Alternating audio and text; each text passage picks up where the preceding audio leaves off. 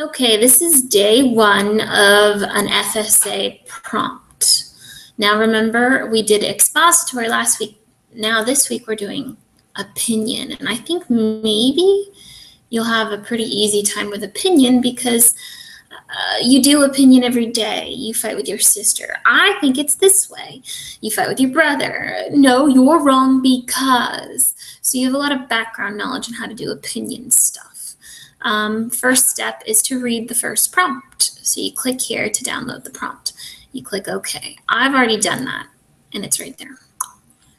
We are reading about service dogs and emotional support dogs. I've already started highlighting. You can see that here. And I'm choosing to highlight in kind of a color-coded fashion. I wanted to highlight all things in yellow that were kind of like facts or kind of like explanations of concepts. And then I highlighted in pink the things that were strong points or strong opinion things. So for instance, one of my facts, it says they include guide dogs for the blind, hearing dogs, seizure alert dogs, and mental health services dogs. So this is just an explanation of what a service dog might be for. Then here in yellow, I've got Canine Companions for Independence, a nonprofit organization. And then I have their quote. It says, service dog fraud is making it more and more difficult for genuine owners to be taken seriously. I'm not going to read this whole thing. I want you to read a lot of it too, but you can see how I've tried to color code facts or explanations in yellow and then opinions in pink. And the whole concept of this service dog prompt, oh my goodness, I'm setting such a terrible example. Yikes. I didn't read the directions. It says, scroll to the very bottom of the article to read the prompt. That's really important, and I apologize I didn't do that. So click on the prompt, decide if you have an opinion about the prompt. If you do not have an opinion, read the article to figure out what your opinion or your belief is. And then it says, do you understand what it's asking? So let's actually follow directions, Ms. Brody, and go to the bottom. That'll help you understand what I'm talking about. This article's fun because it has a lot of good pictures and images. It's an opinion prompt. It says service pets have been a part of our community since after World War I. It is only recently that this concept has been extended to include emotional support animals as well. Using evidence from the 3 articles, this time you're reading 3, state your opinion as to whether emotional support pets should be allowed in private establishments, restaurants, airplanes, small businesses, etc. Consider all parties that would interact with the pets and all the articles you read before writing your essay. So there used to be service pets for just the blind or people who needed dogs that are trained to do specific tasks for them. Now people have pets for their emotions, basically, and you have to decide whether that's okay. Okay, so let's just keep reading from the last place I started, and I'll show you some of my thinking as to why I highlight things. It says, this last part was talking about this lady who admits that she's cheating. Her dog was not trained like a service pet should be trained, but she bought him a certification off the internet because she wants to, basically.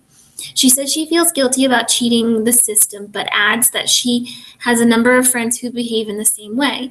It concerns me when there are 4 dogs on a flight, and I know that mine isn't fully certified. She says, I know he's fine, but I don't know if some other dog is going to freak out.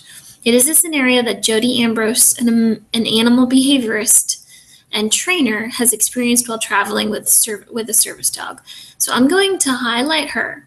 Anytime somebody is mentioned in an article that is officially trained, like a scientist or a principal or something like that, you want to listen to what they have to say, because if you used what they have to say in your own essay, it makes your essay sound stronger because you're using professionals and trained, educated people in your essay. She has to say, let's see, these dogs are not machines, and one of the hardest things in the world for them is when they are solicited by another dog to play or fight. So that's a good point. If your dog's not really trained like a real service dog, this might happen. When there are a lot of dogs in an airport or in a public place that are not trained properly, that's what I just said, it causes a lot of difficulty for the disabled person that is using a working dog. So basically, there are trained dogs that are officially certified service pets, and then there are emotional support pets, like this guy who got his certificate off of the internet, and he's never been trained.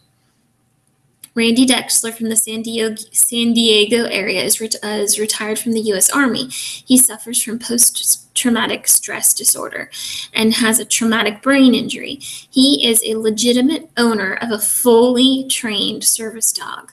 As a combat medic, he served 2 tours in Iraq. In 2005, his squad was hit by an improvised explosive device.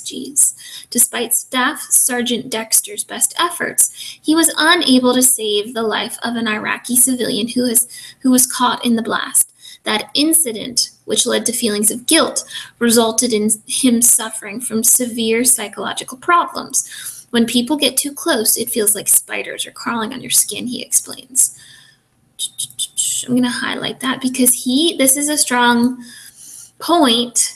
And I'm going to highlight Staff Sergeant Dexter. And even if I don't highlight all of the stuff that happened to him, I'll remember and I can summarize it later. He is still nervous in public, but since getting his dog Captain, Dexter's life has been transformed. Flying is not fun. It is a compact place, and there's 9/11. It just plays on your mind. Captain is trained to act as a safety barrier. He will instinctively position himself in front of Dexter for protection or cover. That animal provides physical as well as emotional support. The overwhelming need for Dexter to travel with his dog puts into perspective the dilemma faced by those who try to cheat.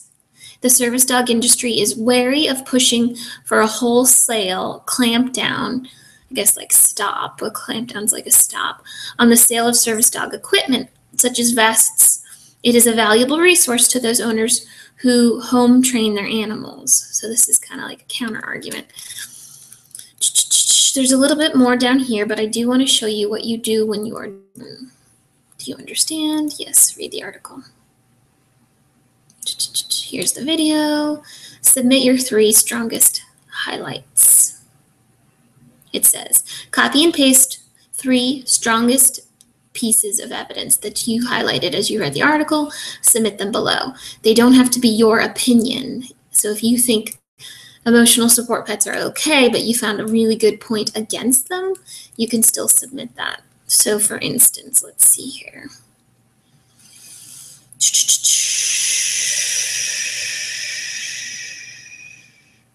Right. Canine Companions for Independence says the situation is threatening the ability of genuine owners to exercise their rights of access under the Americans with Disability Act. So this one here references a real act, like a real law. So I'm going to copy that one and paste it because I think that would make a strong point in my essay if I reference a law. I don't think you can right click and paste. No. So, here's a shortcut if you want to paste. You can go hold down the control key and then press the letter V for Valentine, and that's the shortcut for paste. The shortcut for copy, let's try it. Bum, bum, bum. Yeah, I'm going to take this one too. In some cases, the fake service dogs are observed behaving badly, and then it kind of reports people have been bitten by untrained animals. This one's a good one. This is a strong one, not a good one. Shortcut for copy is hold down the control key on your keyboard, control, and then hit the letter C as in cat. That's copy. So then go to Moodle and then paste it. Control V as in Valentine. You need to pick 3 that are your strongest points and then hit submit, and you are done. If you have any questions, let me know.